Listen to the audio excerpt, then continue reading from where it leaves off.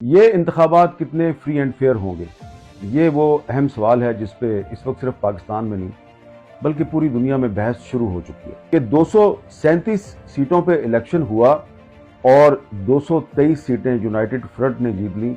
मुस्लिम league ने सिर्फ 9 सीटें जीती और मोहतरमा फातिमा जना को उस इलेक्शन में धांधली से हरा दिया गया। और ये इंटरेस्टिंग बात है, उनके साथ शेख मुजीबुर रहमान था जिनको अयूब खान ने एंटी पाकिस्तान डिक्लेयर किया हुआ था, ये मादरे मिल्लत के साथ। 1970 का जो इलेक्शन है उसके हवाले से कुछ लोगों को ये गलत फहमी है कि ये बड़ा फेयर एंड फ्री इलेक्शन था। बिल्कुल ये बात गलत है। चौधरी शुजात हुसैन साहब कहते हैं 2008 का इलेक्शन फिक्स था। तो ये सबूत कि जनरल कमर जवेद बाजवा उन्होंने पीटीआई को जितवाने में अहम किरदार अदा किया और फिर पीटीआई की गवर्नमेंट बनवाने में भी अहम किरदार अदा किया। 2024 में जब इलेक्शन होगा तो जो तहरीक इंसाफ के चेयरमैन इमरान खान साहब ये जेल में होंगे।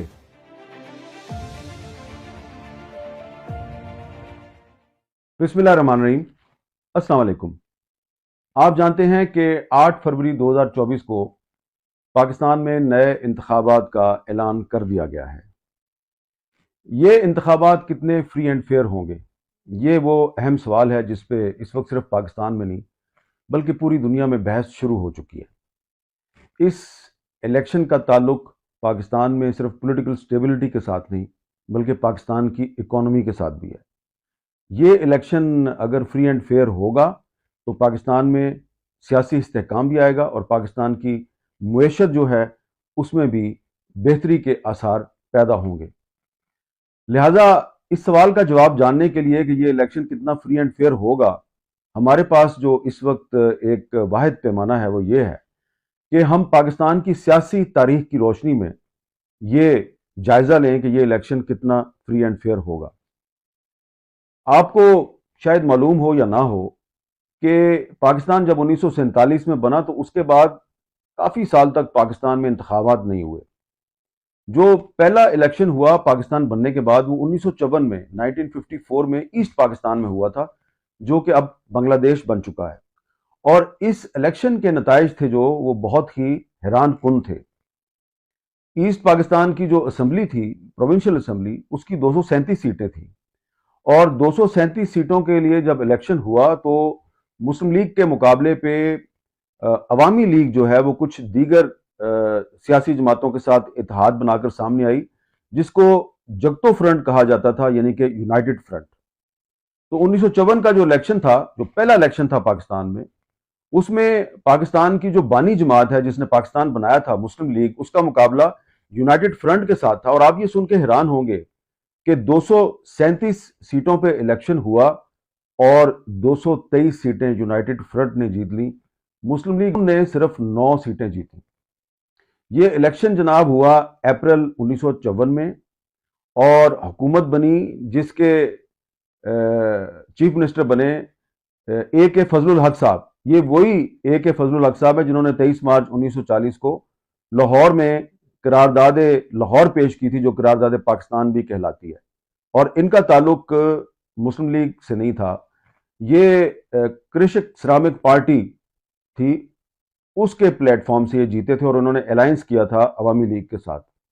इनकी हुकूमत सिर्फ 1 महीना चली और फिर इनकी हुकूमत को मई 1954 में बरतरफ कर दिया गया। और जो कानून साज असम्बली थी, यानी कि जो मरकजी असम्बली थी, जो पाकिस्तान बनने से पहले इलेक्ट हुई थी और चलती चली जा रही थी क्योंकि इलेक्शन ही नहीं हो रहा था, उसको अक्टूबर 1954 में डिसॉल्व कर दिया गया और फिर इसके बाद कई साल तक इलेक्शन नहीं हुआ। फिर इलेक्शन हुआ 1962 में।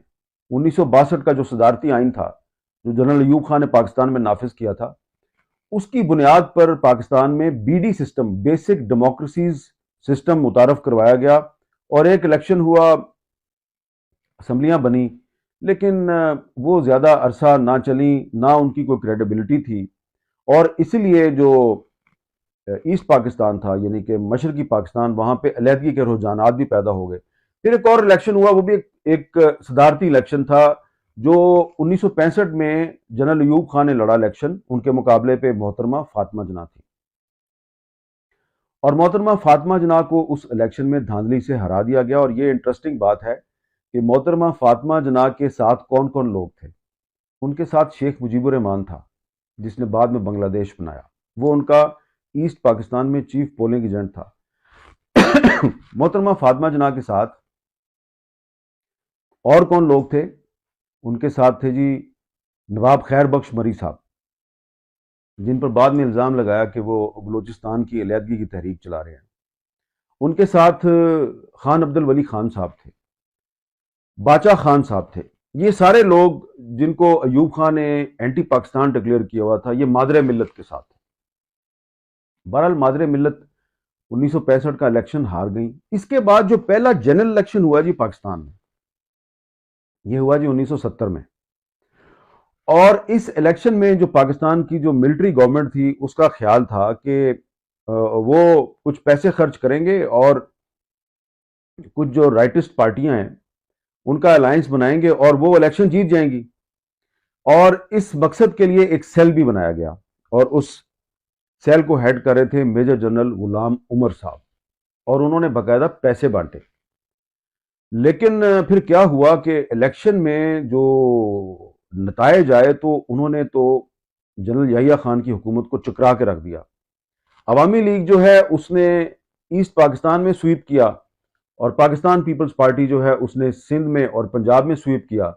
बलूचिस्तान और उस वक्त जो खैबर पख्तूनख्वा था, इसका नाम था सूबा सरहद, यहाँ पे नेशनल अवामी पार्टी और JUI जो है इनको अक्सरियत मिली। और फिर ये ट्रांसफर ऑफ पावर नहीं हुआ और पाकिस्तान टूट गया। लेकिन 1970 का जो इलेक्शन है उसके हवाले से कुछ लोगों को ये गलत फहमी है कि ये बड़ा फेयर एंड फ्री इलेक्शन था। बिल्कुल ये बात गलत है। मेरे पास हिस्टोरिकल एविडेंस मौजूद है कि इस इलेक्शन में धांधली हुई थी। जनरल याहिया खान के जो ADC थे उनका नाम था अरशद समी खान। ये सिंगर है ना, अदनान समी खान, उनके वालिद थे। ये उनकी किताब है मेरे पास। और इन्होंने 3 प्रेसिडेंट्स के साथ काम किया और इन्होंने अपनी किताब का नाम रखा है 3 presidents and an aide, life, power and politics. इन्होंने इसमें खास तौर पे ये बात लिखी है कि जो 1970 का इलेक्शन था उसमें ये एनी शाहिद हैं कि जनरल याहिया खान ने कैसे धांधली करवाई और जनरल उमर साहब को कैसे इस्तेमाल किया।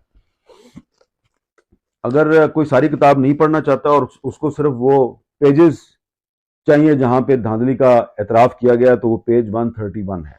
ये पेज 131 तो ब्रिगेडियर AR सिद्दीकी साहब की ये किताब है, Yahya Khan the rise and fall of a soldier. इसके सफा नंबर 79 पर इन्होंने वही बात लिखी है जो अरशद समी खान साहब ने लिखी है कि इस इलेक्शन में धांधली हुई थी। डिटेल में नहीं जाना, मैंने आपको सिर्फ मोटी मोटी बातें बतानी है। इसके बाद जो इलेक्शन हुआ है वो हुआ 1970 में, 77। उसमें धांधली के खिलाफ ऑपोजिशन ने तहरीक चलाई। ऑपोजिशन का नाम था पाकिस्तान कौमी इत्तेहाद, पाकिस्तान नेशनल अलायंस। उसने तहरीक चलाई। तहरीक के नतीजे में पाकिस्तान में मार्शल लॉ लग गया। 5 जुलाई 1977 को मार्शल लॉ लग गया। फिर एक तवील अरसा तक इलेक्शन नहीं हुआ। जनरल ज़िया-उल हक ने कहा था कि 90 दिन में इलेक्शन करवाऊंगा, और 90 दिन की बजाय उन्होंने पता कब इलेक्शन करवाया? उन्होंने इलेक्शन करवाया 1985 में, और वो भी नॉन पार्टी बेसिस पे इलेक्शन करवाया क्योंकि तमाम पॉलिटिकल पार्टीज पर पाबंदियां लगा दी गई थी। पाकिस्तान की सियासत में ये जो बुराइयां आई हैं ना, बरादरीज़म, सूबाई तासुब, लसानी तासुब, ये सारे का सारा 1985 का जो गैर जमाती इलेक्शन था उसके जरिए आया। उसके बाद जनरल ज़िया-उल हक साहब जो हैं वो 17 अगस्त 1988 को एक तैयारे के हादसे में उनकी जान चली गई। तो दोबारा इलेक्शन हुआ 1988 में। ये भी फ्री एंड फेयर इलेक्शन नहीं था। इसमें भी उस वक्त ISI ने धांधली कराई थी। उसने इस्लामी जमहूरी इत्तेहाद बनवाया, उसमें पैसे बांटे। लेकिन वो जो इलेक्शन था 1988 का, उसमें भी कौमी असम्बली में पाकिस्तान पीपल्स पार्टी ने अक्सरियत हासिल कर ली। उसके बाद फिर जो सूबाई असम्बलियों का इलेक्शन था उसमें फिर दबा के धांधली हुई। तो नतीजा ये हुआ जी कि मरकज में मोहतरमा बेनज़ीर भुट्टो की हुकूमत बन गई और पंजाब में नवाज शरीफ साहब की हुकूमत बन गई। दोनों की लड़ाई होती रही। 1990 में वो हुकूमत भी चली गई। 1990 में नया इलेक्शन हुआ, उसमें फिर धांधली हुई और इस मरतबा नवाज शरीफ साहब वज़ीर आज़म बन गए। लेकिन वो जो 1990 के इलेक्शन में धांधली हुई थी उसका भांडा फोड़ दिया जनरल असद दुरानी साहब ने, जो कि आईएसआई के साबिक सरबराह हैं, उन्होंने सुप्रीम कोर्ट में एक हल्फिया बयान जमा करवाया और उसमें उन्होंने ये बताया जी कि किस तरीके से उन्होंने पैसे बांटे थे पीपल्स पार्टी के मुखालफीन में। और ये फिर सुप्रीम कोर्ट ऑफ पाकिस्तान में असगर खान केस की समाअत के दौरान ये सारी डिटेल जो है ये कौम के सामने आई। फिर वो जो नवाज शरीफ साहब की हुकूमत आई थी 1990 में, वो भी नहीं चल सकी और 1993 में गुलाम इसाक खान ने उनकी हुकूमत को बरतरफ कर दिया। फिर इलेक्शन हुआ और फिर मोहतरमा बेनजीर भुट्टो साहबा वजीर आजम बन गई। वो जो उनकी हुकूमत है वो भी नहीं चली, उनकी हुकूमत को 1996 में बरतरफ कर दिया गया। इस दफा उनकी हुकूमत को फारूक लगारी ने बरतरफ किया, जिनका ताल्लुक पीपल्स पार्टी से ही था और वो सदर थे, उन्होंने बरतरफ कर दिया। 1997 में इलेक्शन हुआ, फिर उस इलेक्शन के नतीजे में नवाज शरीफ साहब वजीर आजम बन गए। उस इलेक्शन के बारे में पीपल्स पार्टी का इल्जाम था कि उसमें धांधली हुई है। दोबारा फिर 1999 में परवेज मुशर्रफ साहब ने नवाज शरीफ की हुकूमत को खत्म कर दिया और मुल्क में एक मार्शल लॉ नाफिज कर दिया उन्होंने। और उसके बाद फिर इलेक्शन कब हुआ जी? 2002 में। 2002 का जो इलेक्शन था, उस इलेक्शन से पहले मुस्लिम लीग नून जो है उसको तोड़ के मुस्लिम लीग काफ बनाएगी। और जब इलेक्शन का रिजल्ट आया तो मुस्लिम लीग काफ के पास हुकूमत बनाने के लिए सिंपल मेजॉरिटी नहीं थी, लिहाजा पीपल्स पार्टी को तोड़ा गया। उसमें से पीपल्स पार्टी पैट्रियट निकाली गई और फिर इस तरह मीर जफरुल्लाह खान जमाली साहब की हुकूमत बनी। उनसे भी परवेज मुशर्रफ साहब खुश नहीं थे, उनको 2004 में उन्होंने बरतरफ कर दिया और उनकी जगह पर शौकत अजीज साहब वजीर आजम बने। फिर 2007 में दोबारा लॉयर्स मूवमेंट के नतीजे में परवेज मुशर्रफ साहब जो उन्होंने दोबारा आइन मुअत्तल कर दिया। इस दौरान मोहतरमा बेनजीर भुट्टो शहीद हो गई। फिर 2008 का इलेक्शन आया। 2008 के इलेक्शन में परवेज मुशर्रफ साहब सदर थे और मोहम्मद मियां सोमरो साहब केयर टेकर प्राइम मिनिस्टर थे।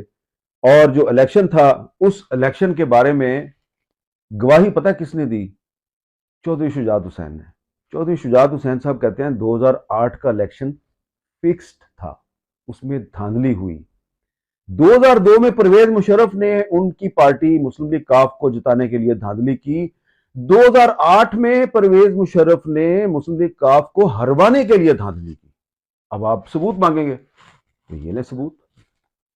चौधरी शुजात हुसैन साहब की किताब है सच तो ये है, और इस किताब का जो आखिरी पेज है, उस आखिरी पेज पे चौधरी साहब ने रिचर्ड आर्मिटेज की गवाही पेश की है।